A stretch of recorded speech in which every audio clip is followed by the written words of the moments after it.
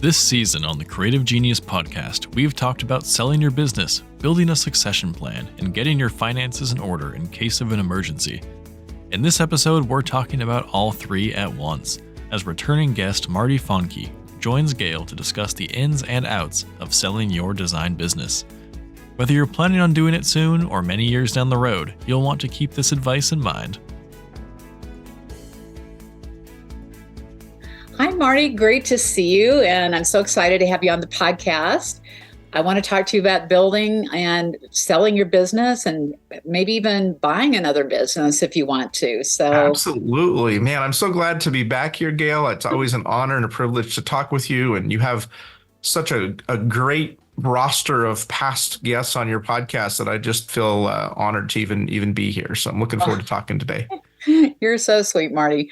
All right, well, let's dive in. And I'd love to talk a little bit about selling interior design businesses. I know you helped our business coach. We have our director of coaching, Patty Gilbert. You helped her sell her business. And I know you've worked with other designers. So tell me about that experience of selling an interior design business. What's that all about? Yeah, absolutely. So we did work with Patty. We've got a couple others we're working with. We've got an architectural firm we're about to put on the market. So really that space came in large part from you, Gail, and you kind of introduced us to the industry and we've kind of figured out how to make that happen as you've learned, and unfortunately, some of your clients have learned. Some interior design businesses are really tough to sell, and there's a variety of reasons for that, and we're going to get into that a little later on. And one of the reasons that I'm here today is to help your listeners and your clients make it easier to sell, so they have a better outcome. But I really love working with interior designers. They're by nature, they're creative thinkers. They're process oriented, and the types of businesses that they operate tend to be really, really lovely businesses that are, oftentimes they're dealing with, second homes or upscale homes, and they just have a great clientele. So it's a really fun industry with really great people. And I'm just always honored to be able to be associated with anybody in the space. Well, is there something different about working with an interior design or an architecture firm in terms of what you can sell it for, how you go about selling it, what types of things the buyers are looking for? Yeah, so it tends to be a very intellectual property driven space, right? What does an interior design firm do?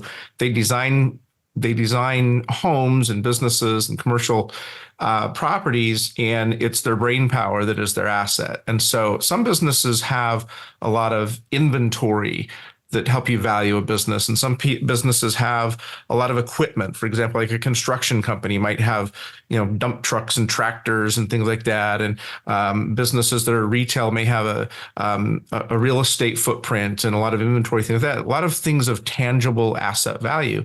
Where interior design firms, the asset value is oftentimes the brain trust. And that's a little trickier to actually sell and to value and to get the banks to understand the value of. Mm-hmm. Sure.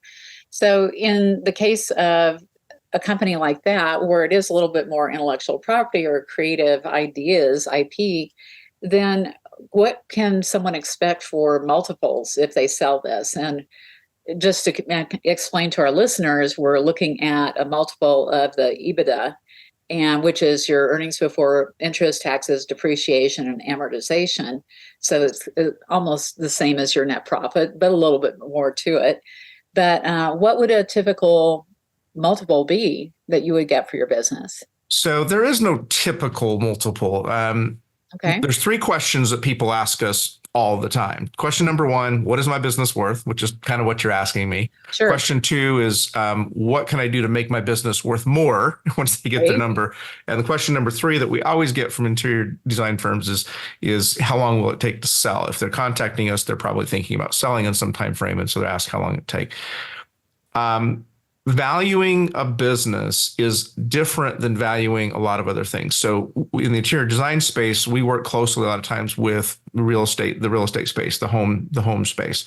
So we understand that When you go to buy a house, there's usually a price set for the house. You as the buyer determine if you want to pay that price, and then generally you go through an appraisal process. And the appraiser looks at comps and it says, okay, based on what's sold in the area and the number of bedrooms and bathrooms and the square footage, everything else, they're able to put together a comp, and then they come up with a firm number that they give to the bank and say, this is the value that the home is. And then the bank determines if that's worth they're going to loan on it.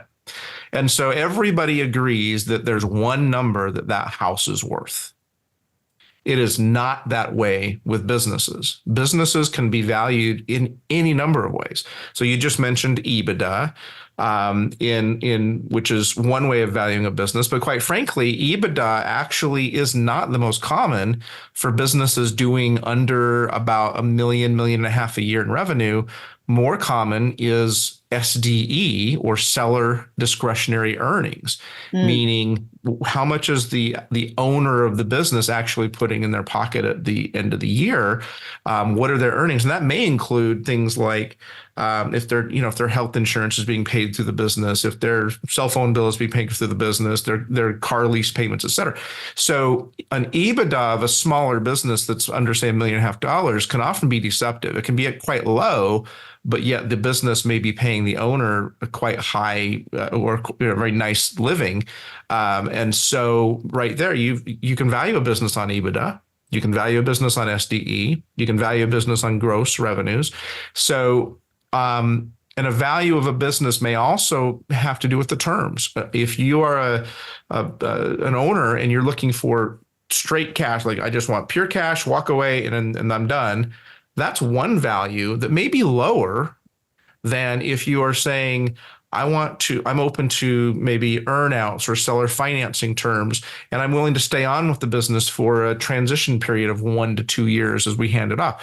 The value of those things, which are very intangible, can significantly impact the multiple. So we never talk about the multiple because there is no the multiple. It's kind of like when people say, how much is a car worth? Well, it depends on what kind of car, right? And it's the same thing with a business. So I hate that I can never give a straight answer to that question, because that's just what people want. They just tell me what it's worth, and there's just no one answer. And by the way, anybody who gives you just one answer, I would be very wary of. Mm-hmm. Yeah. Well, and it's the age-old question: who is the person that is giving you that valuation? Are they somebody who's experienced with this kind of a business? Mm-hmm. And I would assume that that's probably way different than valuing most other businesses. Oh, that's absolutely true. Just like going back to the home appraisal thing. I mean, you got appraisers who that's what they do is appraise homes all day long. They may have zero skills and ability at appraising commercial properties. And the same thing with valuing businesses. It's a very unique skill and a very unique job to do, and every business is kind of different. So you do want somebody who has experience specifically in a business like an interior design, professional services business like interior design or architecture, things like that. If you're talking to an expert who's only sold gas stations and restaurants, that's a different kind of skill set. So you want somebody who has experience in actually valuing your type of business. Okay. Well, that's an important step in the process. And when do you think it's appropriate for somebody to get a valuation on their business? So it's appropriate when you're actually thinking about getting ready to sell. If you try and do it way too far in advance, like if you're thinking, one of the things that I want to talk about with your listeners is when it's appropriate to prepare your business for sale or start thinking about selling it. And the answer to that question is as early as possible, which could be up to 2 years in advance. You actually had a guest on your show recently who I was listening to, and I was really, really impressed. He was talking about succession planning. I think his name was Bob. Is that right? Bob Rouse. Bob Rouse, yeah. And he was talking about succession planning, and he's got a 14-year succession plan for his business, which I thought was absolutely fascinating. We generally like to talk to an owner 2 to 3 years before they're thinking about selling their business, and we find that to be the right time. Unfortunately, most of the time we talk to somebody about 2 to 3 weeks before they're ready to sell their business. And then, they've made a lot of mistakes in getting they're preparing their business for sale that are hard to undo before we get there. But going back to your question of when's the best time to get a valuation, it is not 2 years before you're ready to sell, because the market will be completely different. We don't know what interest rates are going to be. We don't know what the acquisitions market is going to be. We don't know what the inflation is going to look like, et cetera. So the reality is, if you're thinking about selling in the next couple of years, the place to start is preparing your business to sell. But a valuation today really doesn't matter. Because just like your home, like you could have an appraisal done today, and what it did 2 years from now, it's garbage. You can't, it's useless because the world is different. So coming in and preparing your business for sale, doing the steps necessary to make it the highest value, those are the things to do. But worrying about what the number may or may not be today isn't really all that important, because it's not going to be what the number is 2 years from now. Now, if you are planning to sell in the next probably 4 to 6 months, then yes, let's get you taken care of now, get a valuation done now, so you understand where you are, because the market is unlikely to change drastically in that time frame. Yeah. So what trends are you seeing that our listeners need to know about? Oh my gosh. So nationwide, across all small businesses, recent surveys show that 37% of small business owners in the United States plan to sell their business in the next 2 years. Wow. That is huge. That's amazing. Huge. There's an entire population of boomers and slightly younger than the boomer population who are kind of in their late 50s, early 60s, a massive tidal wave of people who are getting ready to think about retiring. Matter of fact, of those 37% of small business owners planning to sell in the next 2 years, 55% of those cite retirement as their motivation for selling. So we are about to see an absolute tidal wave of businesses who are owned by people who are planning to retire, and something's got to happen with those. Now, the sad thing is 70% of those businesses are going to come to the end of their life cycle, and the owners are going to turn out the lights and walk away and get nothing for their years of hard work. And I really, really want to help your clients avoid that, because if you do it right and you plan ahead, then there is hidden asset value in those businesses that you can apply towards your retirement that could be in the hundreds of thousands or millions of dollars. But if you don't do the steps now to prepare, you may be one of those 70% that's going to get not one single penny when you're ready to leave that business. That's a sad thought. What do we need to do to prepare? What are some of just give me 5 or 10 or whatever you want to rattle off. What would you do to prepare? So first of all, you need a succession plan. And Bob Ralph really talked about that. What are you going to do? Do you have a family member that's going to take it over? Do you have somebody from your current team who might be interested in taking it over?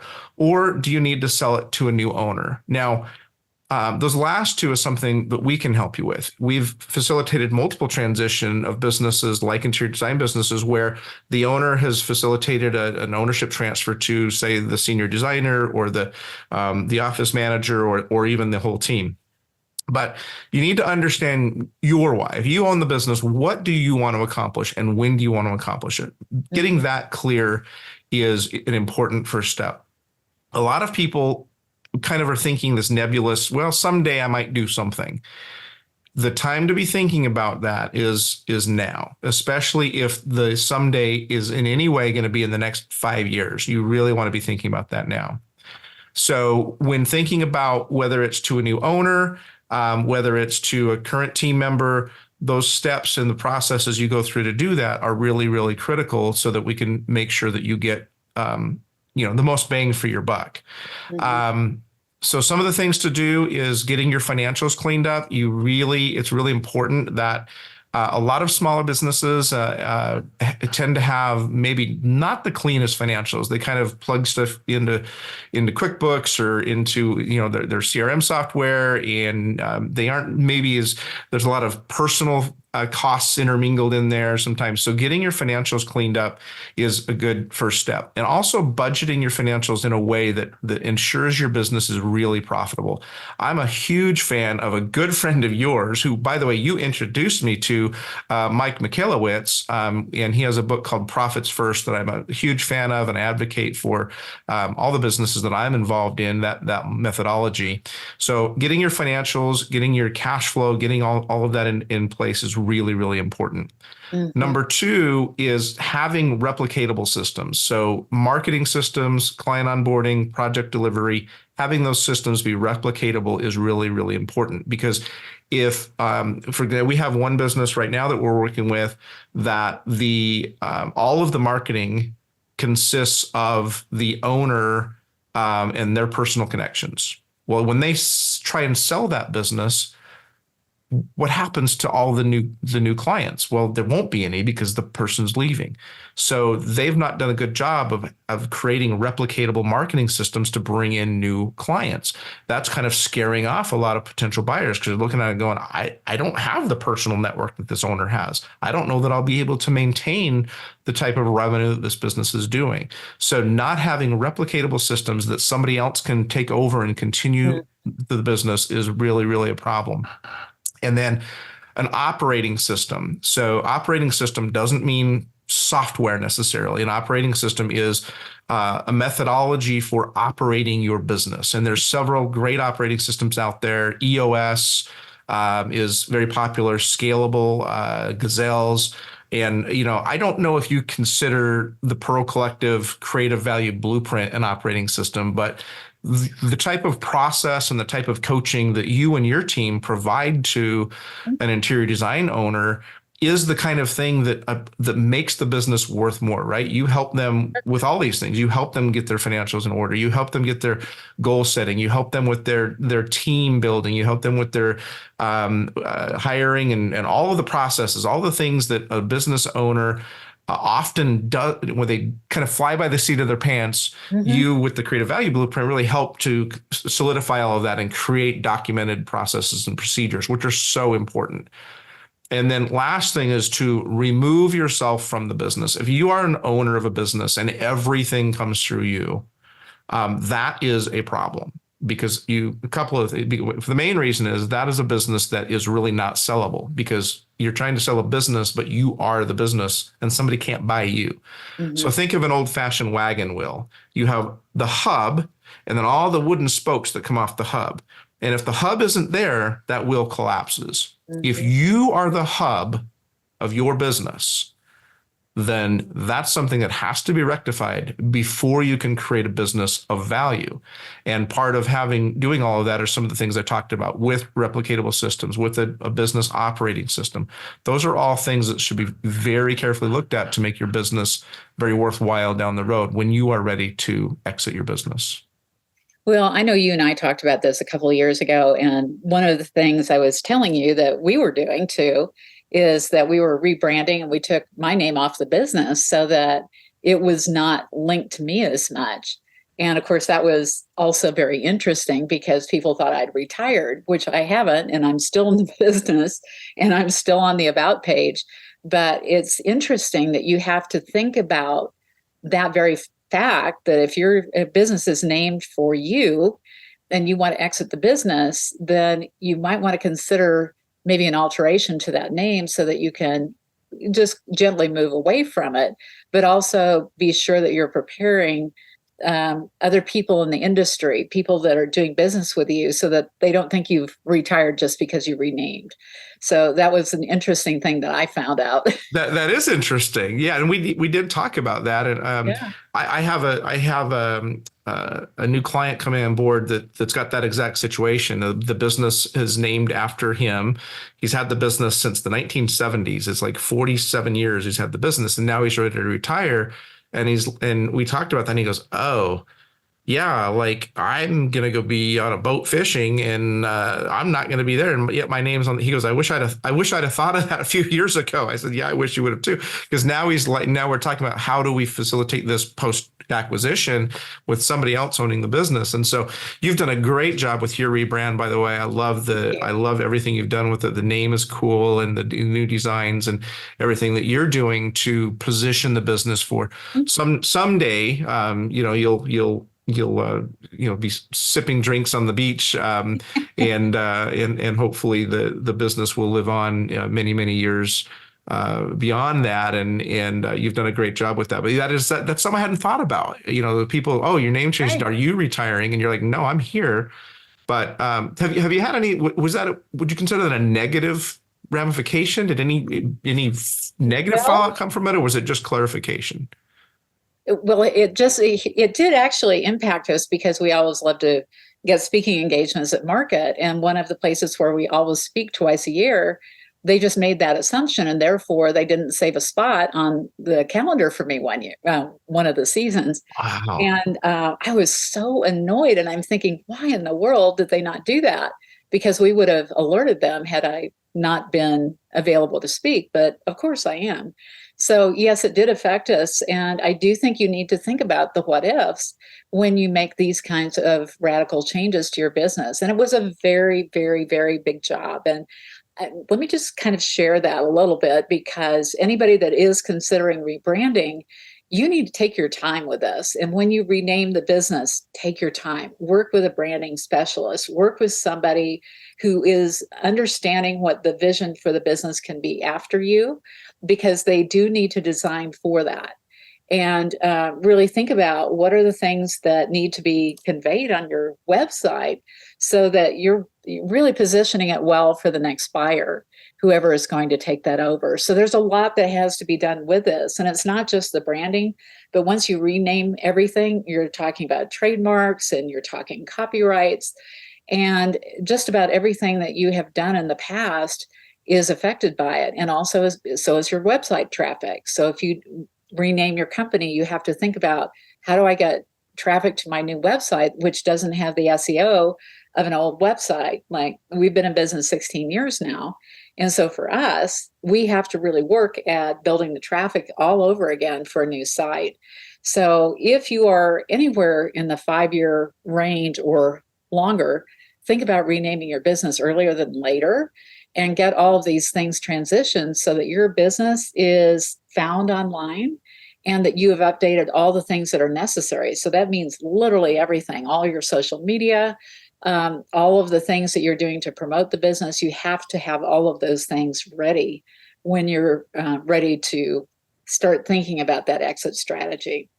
And this is such a critical topic because interior designers as a whole have a tendency to name their business after themselves very frequently. So this is not an insignificant topic. It is not.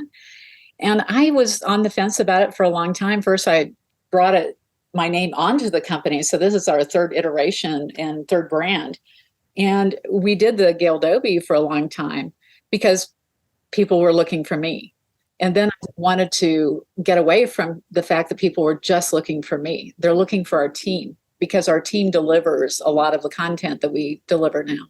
So really, you have to think about this so early and start building your team as well. So that's part of what we do is when we're working in that creative value blueprint, is really thinking about, how do we build that team over the next 3 years? So if somebody's getting ready to sell, they really need to do the kind of modeling that we do, which is helping them to financially think about, what is the impact of hiring more people? What people on the team? How do you pay those people? How do you bill for those people? What is the cost structure for your company? And have that all dialed in, because that's something that that's our expertise. And that's something, right. I don't know anybody else that does exactly what we do. No, and it's so incredibly valuable and critical because so many business owners don't have that. No. And that, again, you started, the first question you asked me is, how do we determine the multiples? that is a big impact. A business that is being run cleanly with processes and procedures and proper is a totally different multiple than a business that's, maybe a 3-person business where the lead designer is also the owner and they're flying by the seat of their pants and, running their financials just based on how much money they have in the bank that month. It's a totally different multiple. Amen. It could be the exact same business, but it's a totally different multiple, which is why I can't give a straight answer to that question. Yeah, I hear what you're saying. And and it's interesting because as I've worked with people over these 16 years, one of the things that I have been doing for the last probably 3 or 4 years is I actually coach leadership teams. And so one of the things that we do, especially if you want to get a lot of money for your business, then one of the things you want to do is have a leadership team. And the best time to have one, you can start off small. Probably when your company is about 6 to 8 people, you can start building a leadership team. When you hit 8, you absolutely should have a leadership team. And that leadership team should work on an operating system, like you said. And we modified EOS for ourselves, and we use a modified version that we like. And it's so necessary to have that kind of structure that you're using in your business. So that's a piece of what we're teaching people. So we're prepping people in many ways without even intentionally doing it so that they're ready to get their business for sale. Because if you have the financial modeling and you know where you're going and you know how to build profit in your business, that's the goal. I'll share a story. We just did a VIP day with a good sized company, multi-million-dollar company. And I told her, I looked at her financials and I said, we can double your net profit within 2 years. And she said, seriously? And I said, yes, we can. And she said, well, I don't usually trust things like that. And that sounds a little hard to believe. And I said, okay, I'll show you. So we built out the model for her and we showed her exactly how she could get there. And she went, wow, I had no idea how much I was leaving on the table. I said, that's the point. Exactly. And if you can do this, and because the goal, I had somebody come to me not too long ago, another client of mine hit 7.6 million last year and $1 million net profit after their salaries. And this client said, well, I want to get there. And how do I do that? Well, there are things you have to do. But if you can do that and you can get to that $1 million net profit, that is a magic number, isn't it? It is. And it also affects that multiple number you asked me about. Yes. If you're at $1 million net profit or you're at 300,000 net profit, there's different multiples for that. Oh, exactly. Yeah. And that's what I was saying. And if we can get you to that multi-million-dollar level and we can get you to $1 million net profit or greater, then you've got the opportunity to really cash out at a wonderful level where you've got legacy money for your family. Absolutely. Yeah, it's so interesting. I get so passionate about it. I know you and I get so excited about this stuff. We could talk for hours, but we really could. And I was just thinking about, I just thank God I had that finance degree before I went to design school because I was able to take pretty rare. It's pretty odd. And we have I said rare. I didn't say odd. Well, maybe it's both. But just having that knowledge to be able to help people hit those different levels that they probably never ever dreamed of, and the kind of income where, like, we've had a lot of clients where their husbands actually quit their jobs and went to work for the wives because there was enough in the business for them to come into the business, or they started their own business because the wife could support the family. That's a game changer when people have those opportunities and can start seeing the real value that they're creating in their business. Mm-hmm. So this becomes something way beyond just building a hobby business. This is a real business. Absolutely. So anyway, I'll get off my bandwagon. No, that was so awesome to hear. I mean, I think your listeners need to hear your thoughts on that because it is so critical, and there is so much money being left on the table with so many businesses, and it's frustrating that we got to go out and keep spreading the message here. It's absolutely true. Well, and as people are getting ready to retire or sell their businesses too, what are some of the things that go wrong when they're trying to sell? Besides the fact that maybe they've commingled their money, or maybe their profit isn't what they need to be. They don't have documented systems. Those are a couple of the things that you mentioned. What else? The two things that pop into mind when you say this. So number one is it takes a lot longer to sell an interior design business than a lot of other categories. It's a very specific buyer that's going to buy that business. And so the one thing that can go wrong is that you have expectations of being able to sell it quicker than you think. Mm-hmm. It's frustrating that it can take as long as it does. Unfortunately, it's just the nature of the beast. And so you've got to have some patience and got to prepare in advance. The other thing that can go wrong is not necessarily regarding it. Well, let me back up. The most common thing I see go wrong when I get a call from an interior designer interested in exiting their business is that they made no plans or provisions for an exit, and now they're forced into it because of a life event. Divorce, illness, spouse is relocating for some big corporate job somewhere else, mm-hmm. and whatever the reasons, a lot of interior designer business owners have no thought of ever selling their business and find themselves overnight needing to sell. Mm-hmm. That is the ultimate go wrong because they're completely unprepared. And then they wind up sometimes being in that 70% that just have to shut off the lights and walk away. That is why I advocate always prepare your business for sale, even if you never plan to sell it. Mm-hmm. Now, you had asked me before this podcast for 3 key takeaways I wanted people to come away with. This was my number 1, by the way. So I guess I'm starting to close the call here because that's supposed to be the end.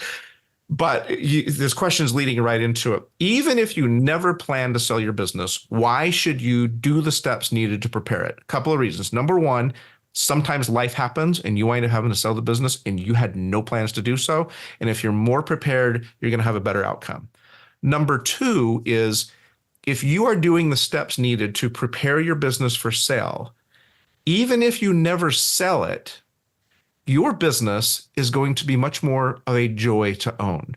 If you have a business that the books are in order, you have the right people in the right seats, you have a consistent, reliable profit margin and cash flow, and you aren't having to work 60 hours a week to run the business because you're not the hub to all the spokes, and you've moved yourself out of the business to some degree, even if you never sell it, all those steps needed to really sell your business are just going to make you a happier owner. Mm-hmm. So why not start the process now? Absolutely. And I think the other thing too is really thinking about your why. Why are you building the business? And then why would you want to exit? And what do you expect out of it at the very end? Because at the very end, you do want to have some sort of cash out as a reward for what you've put in, not just a salary, but the payback for that investment of blood, sweat, and tears. Absolutely. Yeah. So Marty, thank you so much. We could talk for another 5 hours. we could. I think people might get tired of listening to us. So. Well, that's okay. It's very helpful, and I think they'll really enjoy this content. So thank you so much for being here today. Absolutely. Thanks for having me, Gail. Thanks to Marty for coming back on the podcast and closing out Season 8. And thank you for joining us for another full season. Season 9 will start up in just a few weeks with another round of amazing guests and useful topics.